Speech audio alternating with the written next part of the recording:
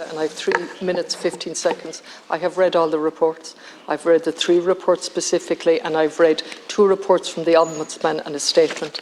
And let me say at the outset that the authors of these reports should read the Ombudsman's report and learn how to write a report in clear, readable English, setting out the situation. That hasn't happened in a single report.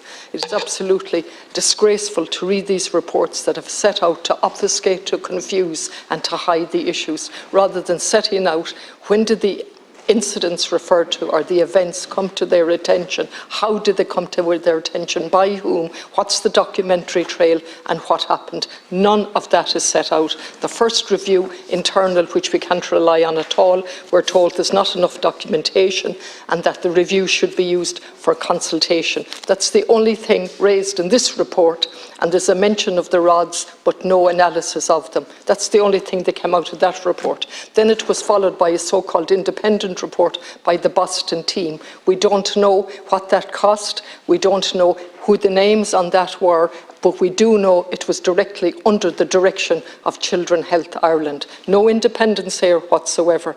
And then that was followed by the Children Health Ireland putting their narrative on the story and analysing the 2 previous reports and adding to it with the literature. And you're asking us here today to trust this system. None of these, of course, were published proactively. They had to be forced through political pressure. Thank you to Deputy Murphy for his series of questions and persisting with it. And we're here today with a response from you that tells us your department learned in November. We know from what we do know in the reports that the incidents, two surgical incidents happened back in July to September, and then more happened in September, October, November. Were you alerted then?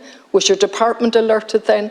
And then we have a Boston expert committee telling us what should happen in the future, and an utter failure to analyse what is there. We're left reading between the lines, as the former CEO of the Health Executive told us.